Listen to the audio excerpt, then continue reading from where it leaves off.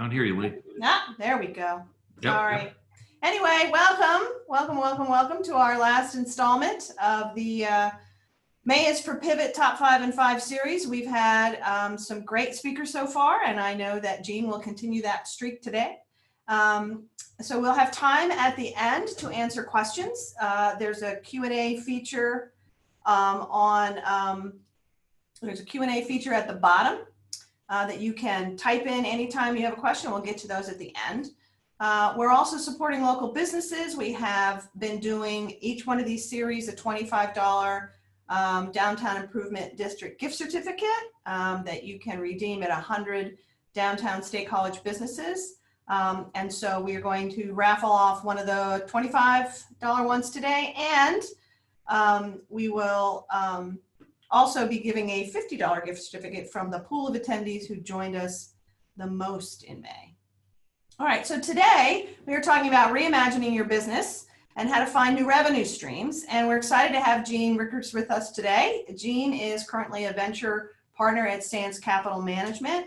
He has a long history of working with high-tech startups during their growth stage, and he's worked with many companies through critical times. And so welcome, Jean. We're glad to have you. Thanks. Looking forward to being here. Yeah. So today, many businesses are having to figure out new ways to generate revenue.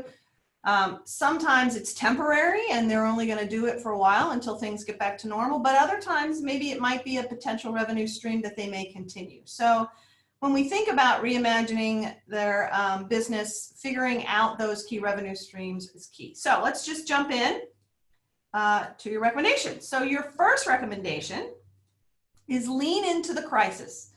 Can you describe what you mean by that and maybe give us some examples of companies that have successfully done that? Sure. So I'll give you a few examples. So leaning into the crisis, obviously the pandemic is consuming everybody's interest and attention right now, but there are opportunities that are created by it. At Sands Capital, we're an investor in a company called Hungry. The website is tryhungry.com. It was a company that matches chefs with corporate catering opportunities, and it grew to a few $100,000 a month in revenues. Well, corporate catering evaporated as a business because companies weren't in their offices. This company instantly reinvented its business by delivering meals in large volumes to first responders and to hospitals, generally paid for by donations, by corporate entities, by individuals, by organizations. And the organizer of the donations was actually a foundation put together by Penn State grad. So that generated a lot of revenue where they could put together large volumes of meals to deliver to people who really benefited from it and needed it and were doing great things for our communities. And they did this in a number of cities, starting with New York and Philadelphia. The second thing they did was they entered into contracts with cities to deliver meals to low-income families and also to school children who were missing out on meals that they would have otherwise gotten in their schools. So this is another valuable service into our communities, and they were delivering high-quality, nutritious meals that were these two groups really needed, and it was being paid for by city and state governments. And then they also had a business of delivering home delivery of meals. Instead of getting food carried out from a restaurant, you get chef-prepared meals delivered to your home. So they completely reinvented their business. So they went from $250,000 in revenues a month, literally to zero. And next month they'll probably do $1 million a month. So it's pretty amazing how they reinvented themselves. The second idea for leaning into the crisis is a number of companies, and this has been pretty visible, have gone into the business of manufacturing personal protective equipment, PPE. Some are making consumer-oriented face masks. Some are making various forms of gowns and so on for hospital wear. There's also a waste product that comes out of hospital usage. It's used in the devices that sterilize surgical equipment. And it's this blue plastic fabric that actually has the same level of porousness that is needed for N95 respirators. It gets thrown in dumpsters every day by hospitals. People figured out how to turn that into N95 respirators. And it's being done somewhat poorly in hospitals, people are now going in and frankly working with hospitals to scavenge this and turn it into N95 respirators. So there's, this is one way to lean into the crisis. It's interesting. And today I heard this morning a story about people that were donating their graduation gowns as PPE, because what am I going to do for it? So they've already collected like 20,000 gowns. So that's a great idea. Yeah. So where would you recommend a business owner start when they're trying to figure out some of these new things and lean in? Well, I think part of it is starting with your core competency. Your company is probably good at something that, and figure out what you're good at and how that might be relevant. You might have really good distribution skills. And to the point about the graduation gowns, maybe your skills might line up with how do you collect and distribute those graduation gowns. If you've never done anything about cooking, trying to repeat what Hungry is doing, it's probably not the best idea. If you are good at food service, it might really work well. Right. I wouldn't go try to do something that's completely new to you, but if you're in the food service business, this could be a great idea to copy what Hungry's doing.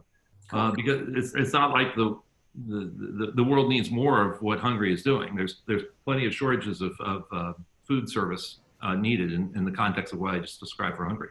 Right. So the key there is work with the superpowers or the expertise that you have and pivot from there. Start with what you have, and I think you can find a way to go from there. Excellent.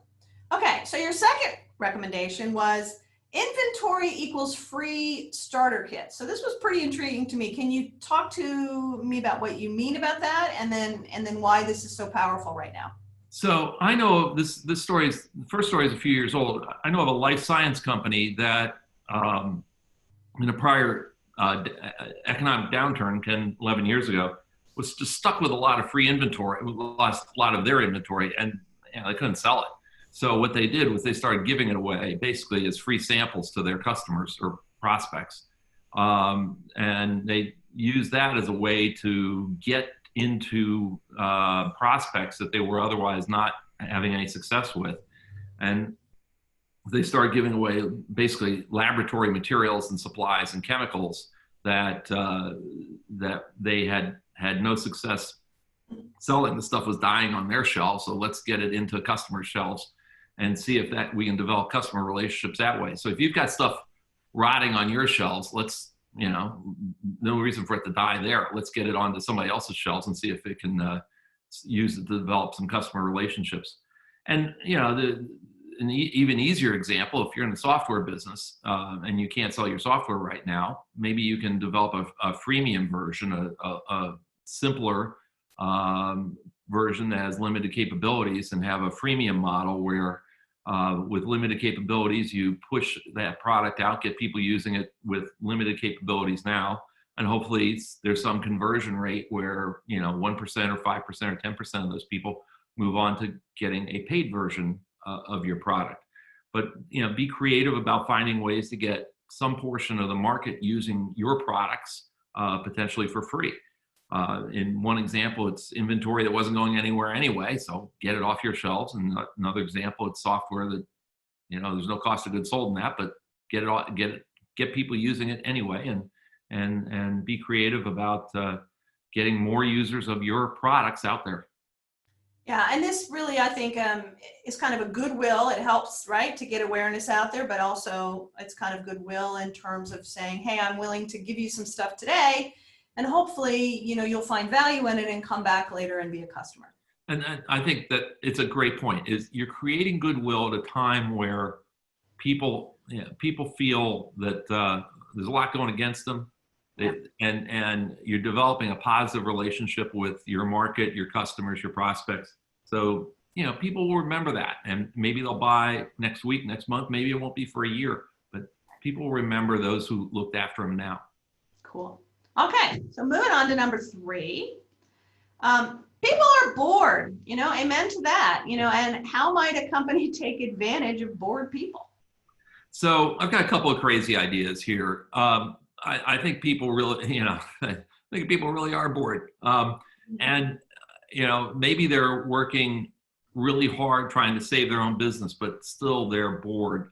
And people are doing really innovative things to get people's attention. And I'll give a couple of examples. And what I encourage you to do is take these examples and try to find ways to apply these ideas to your business.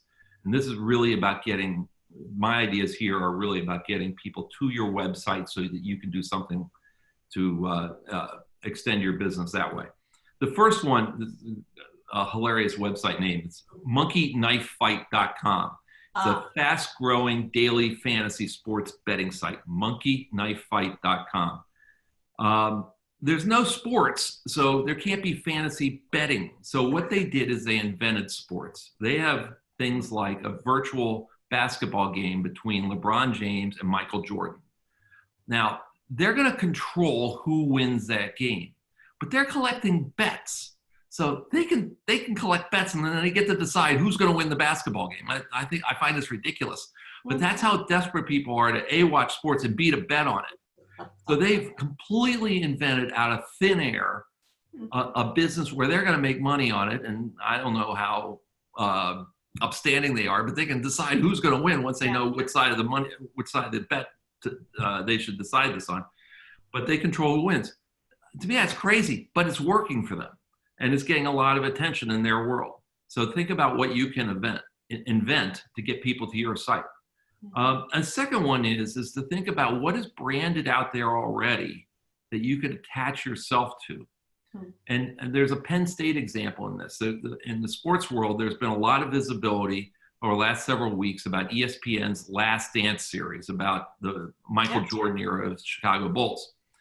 Penn State's men's and women's basketball programs ran a online program that ran right before ESPN's broadcast of the Last Dance show. So, and they called it the Last Dance. Now, you got to be a little bit careful about what brand you play off of, because some people are more litigious than others. ESPN's not going to sue somebody over using the term Last Dance. It's too generic a term. But it's still a great idea. Think about some other brand name that you could play off of, that somebody else is raising a lot of visibility for some term. ESPN ran lots of promotions for Last Dance. What can you play off of to drag off of that attention? So Penn State basketball did a great job of playing off the Last Dance label.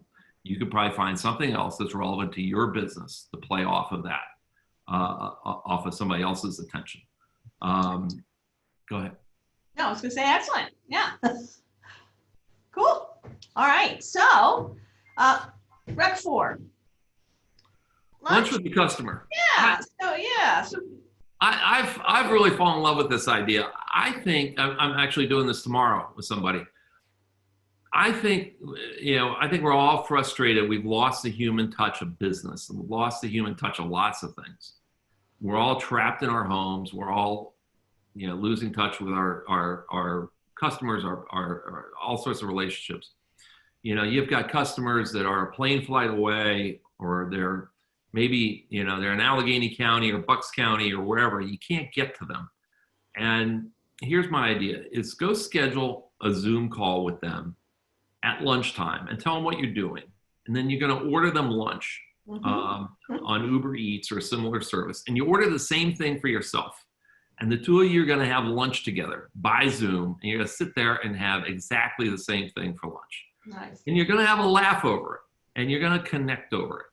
And I've done this, and it's fun. And people are really going to appreciate this innovative idea. And part of what they're going to appreciate is you're going to give them an idea to connect with their customers and their business partners that they've been out of touch with. So maybe you're going to ask them for an order. Maybe you're not. That depends on what's going on with your business life with them. Maybe you're going to ask them for other ways you could serve them. What else do you need going on? Because, you're sending them emails. Maybe you're having a phone call with them. But sitting down and having lunch and, spilling your sandwich with them is going to be a little bit different relationship than you've had with them before. The other thing you should ask them is, who else should you be having this conversation with? Who else should you take to lunch? They'll know somebody else like them that you should have this same conversation, that you should take to lunch. Right. And they'll get a kick out of this. And I'll bet you a lot that they'll say yes to one or more of these questions. Mhm. They'll say yes to an order, yes to something else you could do for them, or yes to somebody else you should talk to. Well, And what's interesting, yeah, about that idea is you're right. There's a lot of intimacy that's left with not being in person, but in some ways you're actually ratcheting it up, and it's okay to be more intimate in a non-intimate setting. So it's quite the conundrum, but that's that's a really good point. And I think you can really have some fun with this. yeah, And very and I think you can teach people this new idea that they will really appreciate. So I've been trying to spread this idea around. I think people will enjoy it. cool. Excellent. Well, hopefully some people listening here will do it. Yeah. All right. So now the last recommendation looks like your customer. So I'm just going to ask you to explain what you mean by that. Sure. You know, a lot of the frustration obviously is companies feel they've got a good product or a service, but your market, who you usually sell to, is not buying that product or service right now. So what you need to do is look around and say, who else might buy my product or service? Now, maybe they don't, maybe you can't get to them because of geography, because of you don't have salespeople who know their lingo, because there's all kinds of things. Maybe you've got to go through a different channel. Maybe you need to find a sales partner who knows how to sell to that market. But go find a channel. Maybe you can maybe you can go to sell to them directly. But go test some markets. Go do some crazy ideas. You know, go talk to a distributor or somebody who could be a business partner. And, you know, give them, you know, half of the gross margin. Just, you know, see if they'll go sell your product to them, because they may be having the same problem. They can't sell enough of what they usually sell, so they'll go try something different. And go try this, not in one market, go try in 5 markets and see what sticks. You know, I'm a big believer in trying experiments. Go try 5 experiments. Maybe 1 or 2 work, and then you put more wood on that fire. Right. I think you can, you know, try a lot of experiments, have some fun with it, and then, you know, 1 or 2 out of 5 work. That's where you know where to go. Well, I mean, it's in line with what we say all the time to LaunchBox about being lean and trying things and learning fast. But one question on that, you know, I hear a lot of usually younger companies say, well, I don't want to try something because it might damage my brand, right? Any advice on that? Yeah, I guess I don't worry too much about that. I think if you go as long as you stay away from things that are, you know, have some sort of moral or ethical risk to them, Right. I don't really view that as a brand risk. And especially at a time like this, I really don't think that's a problem. And I also don't view it as a problem if you engage in some pretty steep discounts. You know, you're not going to, those don't necessarily need to stay with you forever. People understand a time like this, you're trying experiments.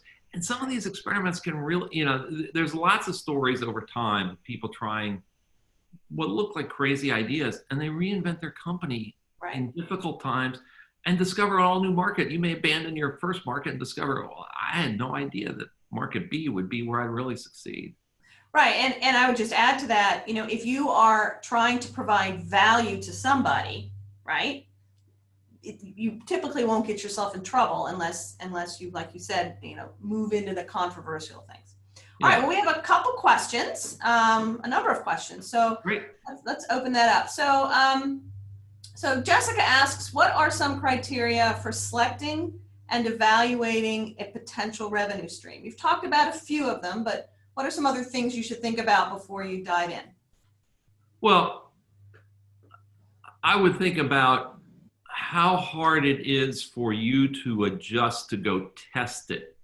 You know, or can you go do a test without, you know, do you have to go transform your entire business in order to go do it?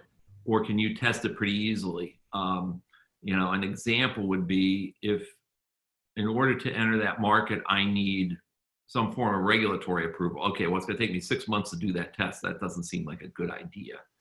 Or I need, my solution is, my product is 20% of a larger, 20% of the real solution the customer needs. Well, that doesn't seem like a good idea. But if because we're trying to find things that are relatively short-term answers. We don't want to do something where I have to go add 80% of the value before I can possibly sell this Right. device or service. So, I'm trying to find, I'm interested in finding things that are shorter paths to success. So, I think, to me, a lot of these things are require some brainstorming sessions. This is, and it's harder to, I was going to say, sometimes I've succeeded in, you get 2 6-packs of beer and 2 pizzas and lock 3 people in a room. Well, maybe Right. you do that virtually now. Right. But, it's sort of a virtual whiteboard and some research materials, which can be as simple as Google searches. What looks like our market, size of businesses, where they're located, buying patterns. One of the things about buying patterns, just to jump off to a slightly different places, what is the buyer behavior? And I mean the human's buyer behavior, not the company's buyer behavior. The buyer is this kind of person, it's a mechanical engineer, or it's an accountant, or whatever. An accountant in this company buys this product. Well, an accountant in that company kind of buys this product. Let's go talk to those kind of companies. So think about the buyer too, the human buyer. Well, and I think this is also a way for a company to realize that maybe they haven't crisply defined who their buyer is, right? If everybody looks like you, so this might be just also a way to kind of reach inside to learn more about if you know who your buyer really is and why they buy. Yep. Yeah. And why they buy. Yep. Yeah. So Greg asked the question, if you have these temporary income streams, how do you make decisions about when to stop them? Or if you stop them? Well, it's a great question. I mean, I think, first of all, I'm rooting for Greg to have such problems. And I think you stop them when your other income, your core revenue business rebounds, and these are not profitable, and or they're getting in the way of you succeeding in your core business. When they become a distraction to your core business, they should go away. It's the sort of fundamental way I would think about it. And if you feel like you're going to leave some customer high and dry, or a set of customers, maybe you think about, how do I gracefully either phase them out and let them know they'll be phased out, or hand them off. You guys have been great to me during a really difficult time. I've found vendor X who's going to take great care of you, and here's how. And so you can think about making everybody finding a win-win solution for everybody. Right. So we have time for one last question. So Julie asks, when you say test the market, can you give an example of what a test might look like? Yeah, great question. It could be anything from, the simplest test would be buying Google Words, AdWords, just at its lowest level. We're going to buy Google AdWords to test a market to see if, we've historically sold to market A.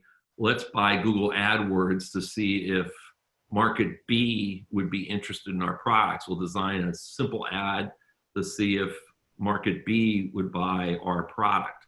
I mean, that would be really low cost. Might cost you $200, and holy cow, market B likes our stuff or something. We'll find out. A more complicated test would be to find a distributor, a physical world distributor that sell. I make up an example. You normally sell through electrical supply houses. Now you're going to sell through but hospitals might buy our stuff. Well, go call hospital supply companies and explain your thesis about why hospitals should buy directly, and call enough of them and see if one of them will support your theory and carry your products in their inventory. And more importantly, teach their salespeople how to sell it. Right. So you could extend that to any number of examples, but that'd be a different way to come at doing an experiment. Excellent. So we're running, I promised to get people in less than half an hour. So Jean, thank you. You have been a wealth of information as usual. To our attendees, if you would like to give us some feedback, you can stick that in the Q&A section. We'd love to hear you. We are recording our session where we have permission, and that'll be on our Happy Valley YouTube channel, but we are ready to do our raffle. So Jason, who has won the $25 gift certificate? Hello, Lee. Today's winner is Glenn Hubbard of the $25 gift certificate. And there were 5 folks that joined for three of the 4 talks, and Bubane Owusu is our $50 gift card winner. So I will reach out to both of you. I have your addresses. I will reach out to you and make sure that you get those gift cards. Excellent. All right. Well, thank you everyone for joining us today. We are in the process of trying to put together some other webinars for later in the summer. So go to our website to look for that. And again, if you are interested in looking at our archived versions, you can find them online. So thank you all. Be safe. Hope to connect with you soon. Thanks so much, Jean. Thank you.